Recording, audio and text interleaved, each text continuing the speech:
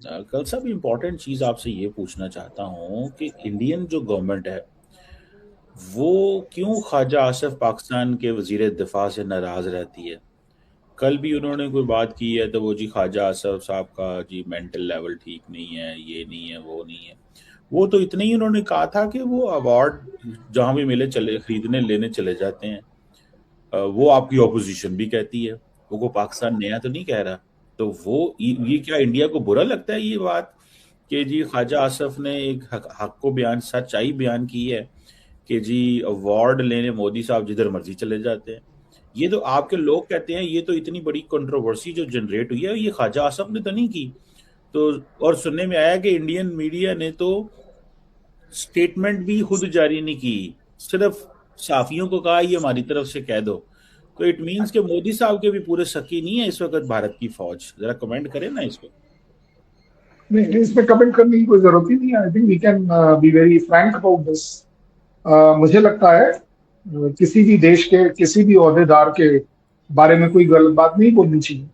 I am prepared to say that. लेकिन ये जिम्मेदारी दोनों तरफ निभानी पड़ेगी। बट फिर भी क्योंकि आपने पूछा इसलिए, ट्रम्प साहब को लोगों ने इडियट बोला, ट्रम्प साहब के पार्लियामेंट में उनको बेवकूफ बोला।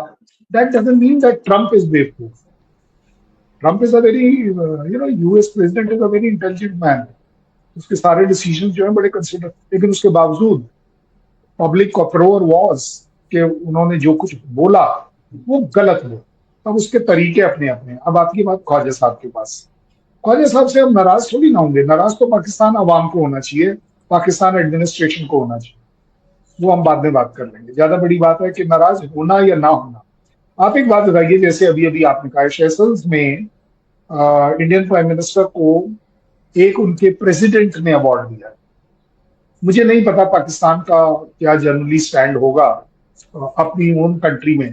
मेरे यहाँ पर मेरे यहाँ पर जब मैं किसी स्कूल में, कॉलेज में और आर्मी में एक कोई रेस जीतता था, तो अगर मुझे एक पेंसिल भी अगर ऐसा इनाम के तौर पर दी जाती थी, मेरा छाती चौड़ी हो जाती। Because it's a recognition that president of Seychelles is. Recognition जरूर लें, लेकिन सुनने में आ रहा है कि जो बातें जो ख्वाजा आसफ ने की, अब ख्वाजा आसफ को वो कह रहे हैं जी ये मेंटली स्टेबल नहीं है। तो क्या इंडिया की सारी ऑपोजिशन मेंटली स्टेबल नहीं है जो ये कह रही है कि नरेंद्र मोदी साहब अवार्ड्स लेने पहुंच जाते हैं जहां मर्जी, जहां 10,000 की आबादी हो वहां पे भी अवार्ड लेने चले जाते हैं। तो क्या वो भी अनस्टेबल है? सवाल तो ये है ना। ओके, छाती ठीक की है वही। इसको। अब मुझे एक बात बताएं, आप जरूर जाएं अवार्ड लेने, लेकिन को कुछ किया भी तो हो ना। मेडल ऑफ दी पता नहीं ग्रीन और ब्लू होराइजन पता नहीं क्या क्या अवार्ड लेते फिर रहे हैं। तो ये सवाल ये हाँ, पैदा लगता है कि ये वो कहते हैं, जो लोग कह रहे हैं कि मोदी साहब ये अवार्ड इस्तेमाल करते हैं अपनी डोमेस्टिक पॉपुलैरिटी को बढ़ाने के लिए, और कहते हैं जी हमें सेशल्स ने अवार्ड दिया या इसराइल ने जो अवार्ड दिया वो कभी किसी को अवार्ड मिले ही नहीं है। तो ये बेसिकली बात है। तो ख्वाजा आसफ तो सच्चा है। अब ख्वाजा आसफ को ये कहेंगे जी वो मेंटली अनस्टेबल है, तो क्या इंडिया की डिफेंस मिनिस्ट्री सारी इंडियन ऑपोजिशन को कह रही है कि वो अनस्टेबल है? क्योंकि वो भी तो यही बोल रहे हैं जो ख्वाजा आसफ ने बोला है। वो ठीक है आपने जो बोला, बट बाय द वे क्योंकि आपने बोला इसलिए मुझे आपसे पूछना पड़ेगा। आपने किस इलेक्शन रैली में प्राइम मिनिस्टर को ये बोलते सुना कि मुझे फला फला जगह का अवार्ड मिला है, इसलिए मुझे आप वोट करिए? कोई एक मैं जगह? मैं बताता हूँ मैं जी। बताता हूँ जब सारा दिन उनके माउथ पीस मीडिया पे बैठ बैठ के ये कह रहे हों कि नरेंद्र मोदी की पॉपुलैरिटी देखें कि यहाँ से अवार्ड मिला वहां से अवार्ड मिला, ये हमारी फॉरेन पॉलिसी की रिकग्निशन है, ये हमारी कामयाबियां हैं, तो और क्या चाहिए? यही तो तो नैरेटिव देखिए बनाना होता है। अवाम के दिमागों में नैरेटिव बनाना है। मोदी साहब ने खुद थोड़ी कहना है कि मुझे 40 मुल्कों से अवार्ड मिले हैं। नहीं नहीं, मैंने आपको ये वर्ड्स को पकड़ना था, इसलिए मैंने आपको बोला। आपने कहा कि वो फिर बाद में बोलते हैं, वो नहीं बोलते हैं, तो अब आपने मान ली बात, अच्छी बात है। अब आती है बात नैरेटिव की।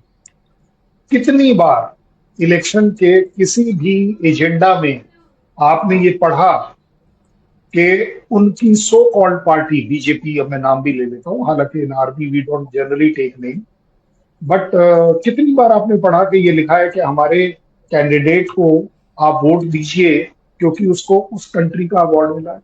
कंट्री के awards has got nothing to do with our election.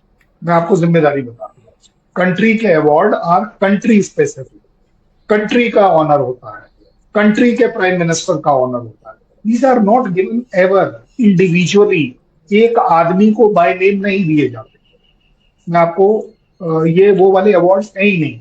और आप ये बात कि ख्वाजा साहब ने क्या बोला या नहीं बोला, मैं आपके लिए रिपीट कर देता हूं, आप ही बताइएगा कि अगर आपके अवार्ड पर, कमर चीमा के अवार्ड पर कोई इस तरह की बात कर दे तो क्या कमर चीमा को बहुत अच्छा लगेगा?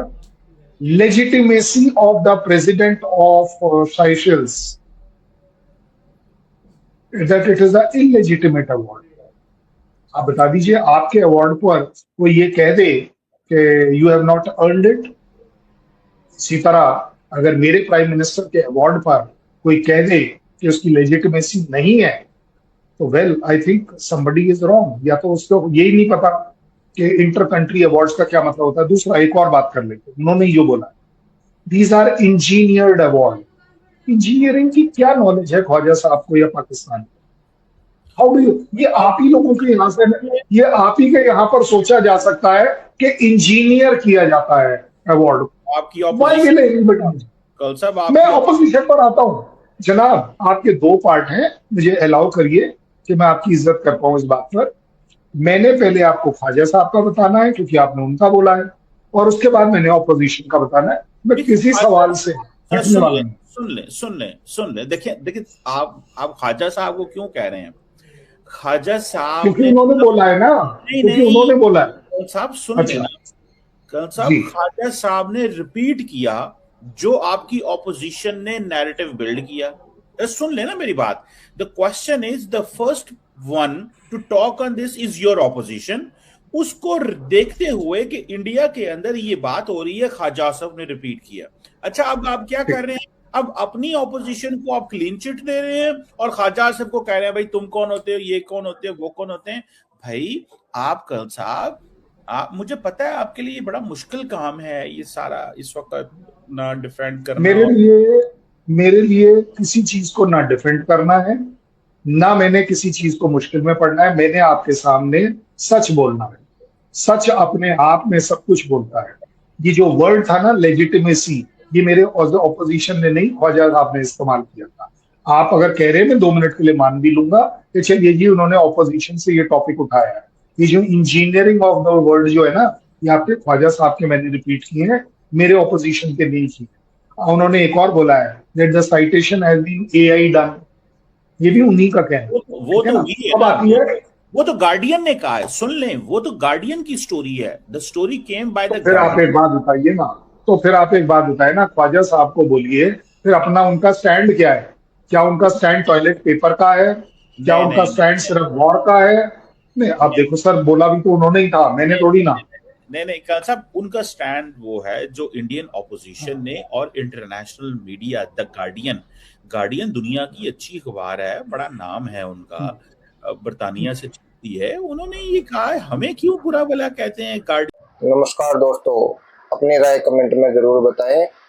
वीडियो को लाइक करें, शेयर करें और चैनल को सब्सक्राइब करें। जय हिंद दोस्तों।